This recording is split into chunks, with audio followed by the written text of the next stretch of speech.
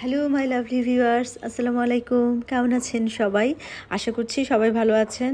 আমি নিপাস laser diary থেকে নতুন একটি ব্লগ নিয়ে আসলাম। আশা করছি আজকের ব্লগটি আপনাদের অবশ্যই ভালো লাগবে।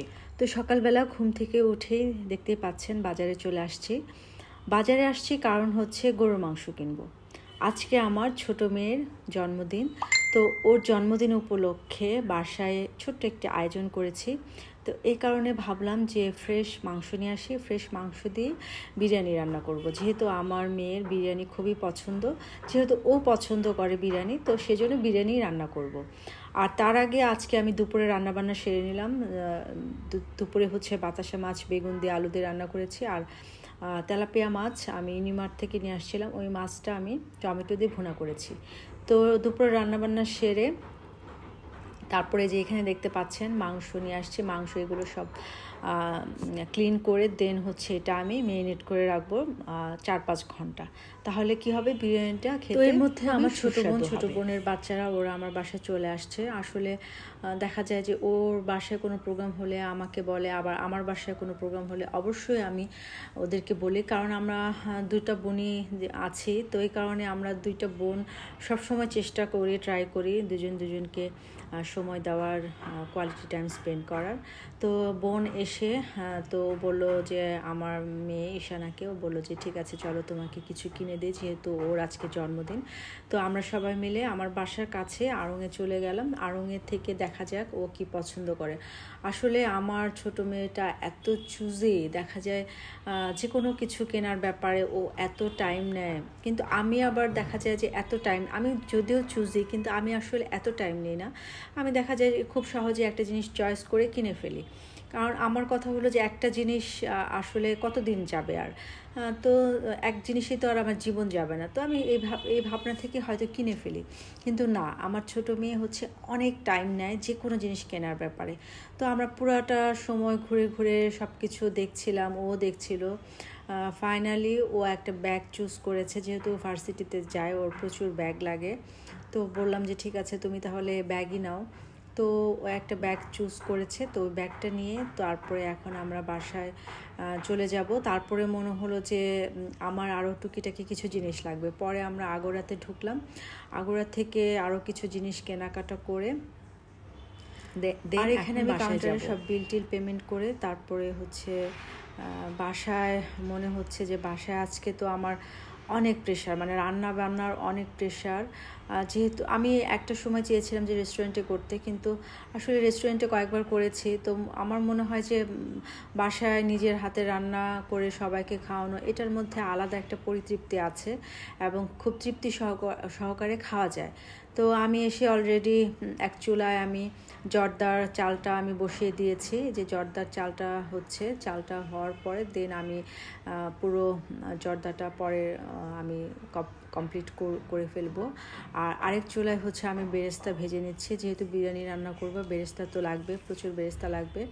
এই কারণে বেরেস্তা ভেজে তারপরে যে ম্যারিনেট করা মাংস এটা আমি বসিয়ে দিলাম।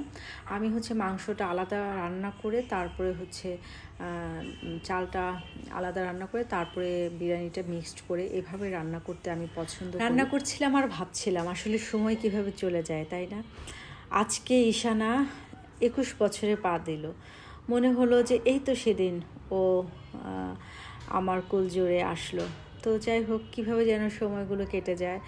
আসলে আমি ওদের সেই ছোটোবেলাটা খুব মিস করি।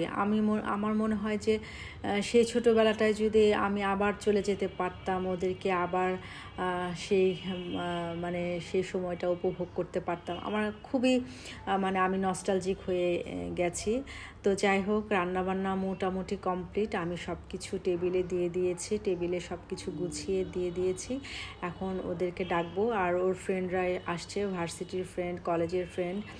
আমার মেয়েটা যদিও ইন্ট্রোভার্ট, তবে ওর কিছু সিলেক্টিভ কিছু ফ্রেন্ড আছে, এর বাইরেও আসলে ওভাবে মিশতে চায় না, মিশতে পছন্দ করে না।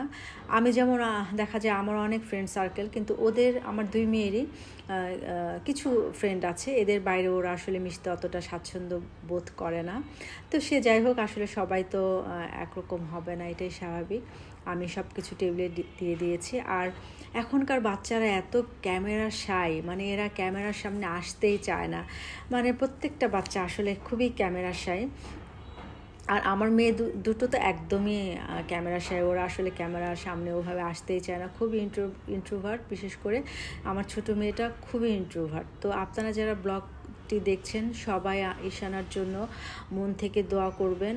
ও ব্র্যাকে পড়ছে, বায়োটেকনোলজি ডিপার্টমেন্টে। তো ও যেন অনেক বড় হতে পারে, আমার এবং আমার হাজব্যান্ড মানে বাবা মার মুখ উজ্জ্বল করতে পারে, দেশ ও দশের সেবা করতে পারে, আল্লাহ যেন ওকে ন্যাক হায়াত দেয়। তো এই যে এখানে ওদের ফ্রেন্ডরা সবাই, তো ফ্রেন্ডগুলো মাশাল্লাহ এক একটা মানে চাঁদের টুকরা সোনার টুকরা ছেলে, এগুলো ওরা সবাই আসলে দেশের সম্পদ, মানে প্রত্যেকটা বাচ্চা খুবই ব্রিলিয়ান্ট। যাই হোক মাশাল্লাহ, আল্লাহ ওদেরকে ভালো রাখুক, আল্লাহ ওদের নেক হায়াত দেখ। তো এখানে এই যে আমার রান্নাবান্না চলছে, আসলে 2 চুলায় আমি রান্না করছি, যেহেতু কোয়ান্টিটি বেশি এই কারণে 2 চুলায় আমি দিয়ে দিব। আর রান্নাবান্না তো আমি এমনিতেই করতে ভালোবাসি, আর সেটা যদি হয় প্রিয়জনের জন্য, নিজের সন্তানের বন্ধু বান্ধব সবার জন্য, তাহলে তো আসলে আরও ভালো লাগে। তো যেহেতু রাতের আয়োজন ছিল, তো এই কারণে সন্ধ্যাবেলায় ওদেরকে স্ন্যাক্স বা আইটেম চা নাস্তা দিয়ে তারপরে এখন এই যে রাতের খাবারটা রেডি করে, আসলে আমি মা হিসেবে যতটুকু করা দরকার চেষ্টা করি আমার সর্বোচ্চ দিয়ে। আমি চাই ওদেরকে একটা সুন্দর মেমোরি দিয়ে যেতে। হয়তো একসময় আমি পৃথিবীতে থাকবো না, ওরা থাকবে, ওরা হয়তো একটা সুন্দর মেমোরি নিয়ে ওদের বাকি জীবনটা কাটাতে পারে, যে আমার মা আমাদের জন্য এতটুকু করেছে বা এই করেছে। মানে এই স্মৃতিটা না আসলে একটা মানুষের জীবনে আসলে খুব দরকার আমি মনে করি। তো এই যে টেবিলে আমি খাবার দিয়ে দিয়েছি, এখানে বিফ বিরিয়ানি ছিল, আমার হাতে স্পেশাল সালাদ ছিল, তারপরে জর্দা ছিল, আর মিষ্টি কেক, এগুলো তো বিভিন্ন আইটেম ছিলই।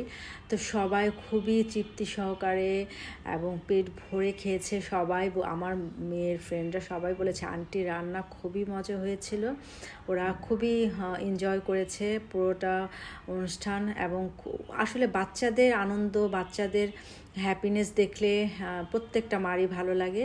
মা হিসেবে এর চেয়ে বড় পাওয়ার নেই। তো এই ছিল আজকের ছোট্ট একটি ব্লগ। সবাই ভালো থাকবেন, আল্লাহ হাফেজ।